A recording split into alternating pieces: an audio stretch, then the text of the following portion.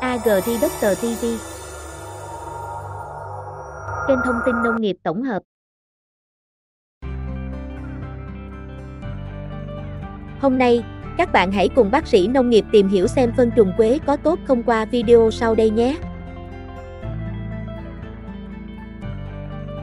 Đầu tiên, bác sĩ nông nghiệp sẽ chia sẻ về phân trùng quế là gì. Phân trùng quế là một loại phân hữu cơ. Nó được tạo ra từ quá trình cho con trùng quế, một loại dung đất, ăn hỗn hợp như rác thực vật, thực phẩm đang phân hủy, phân gia súc, phân gia cầm. Các chất thải này đi qua hệ thống tiêu hóa của chúng, sau đó được chuyển hóa và thải ra được gọi là phân trùng quế.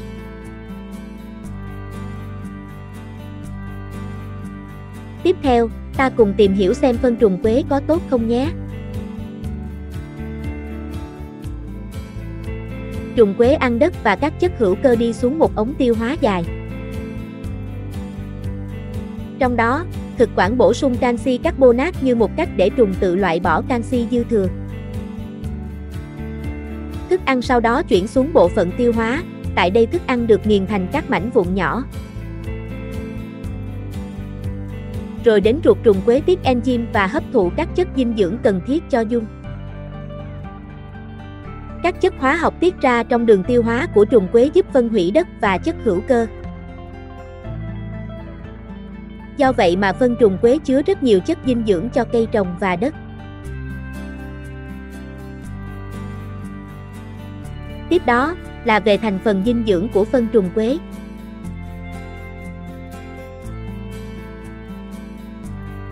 Phân trùng quế cung cấp các chất khoáng cần thiết cho sự phát triển của cây trồng như đạm 1,57%, lân hữu hiệu 1,24%, kali hữu hiệu 0,67%, canxi 2,14%, magie 0,52%.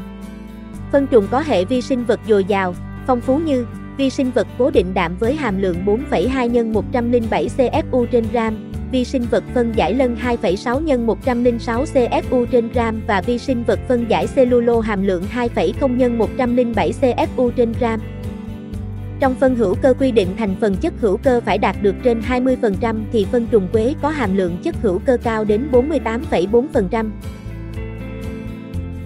Ngoài ra, phân trùng quế còn chứa lượng lớn axit humic 7,01% và axit folic 5,63% là hai thành phần chính cấu tạo nên hợp chất mùn giúp lưu giữ các chất dinh dưỡng tăng hiệu quả sử dụng phân bón cho cây trồng. Trong phân trùng quế không tồn tại các tác nhân gây hại như kim loại nặng, chì, thủy ngân, arsen, mầm bệnh E. coli, vi khuẩn gây hại, trứng côn trùng bất lợi cho cây.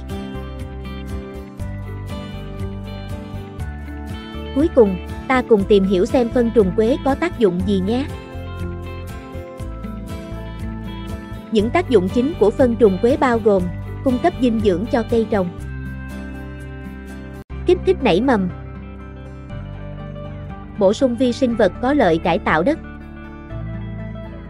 cung cấp mùn hữu cơ, giảm độc tố, kích thích sinh trưởng, tăng sức đề kháng và khả năng chống chịu của cây trồng, giữ ẩm, chống xói mòn, ổn định pH.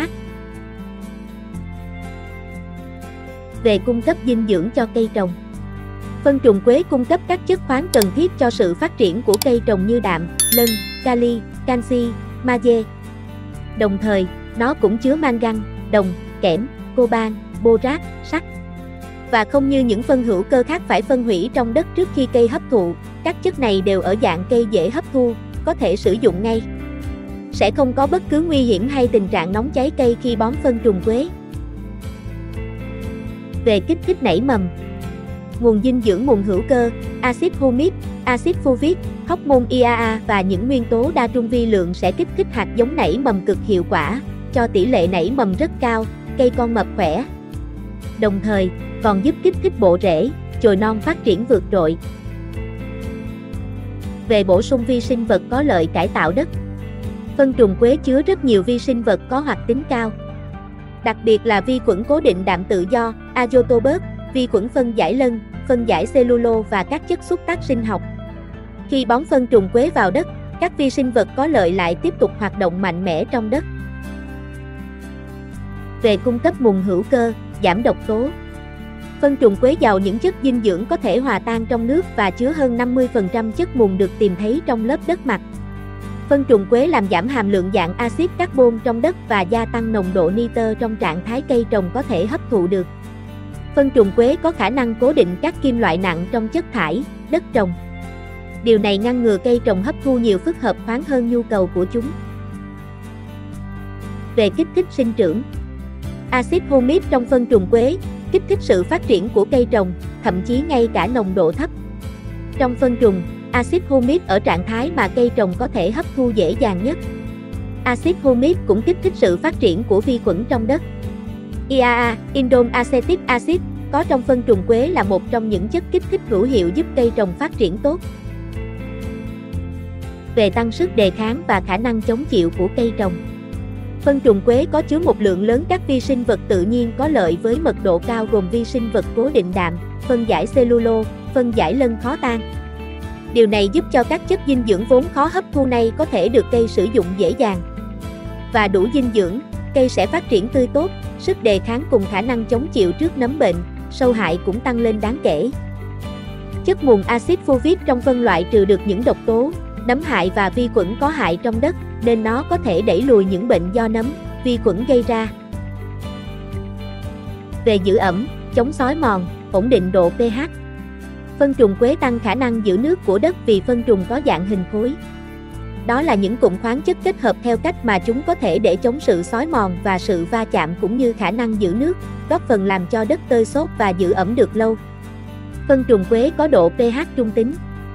Điều này giúp nó hoạt động như một rào cản, giúp cây sinh trưởng trong điều kiện pH đất vừa phải, không quá cao cũng không quá thấp. AgriDoctor TV xin cảm ơn các bạn đã theo dõi video này. Chúng tôi mong tiếp tục nhận được sự đón nhận của các bạn trong những video tiếp theo.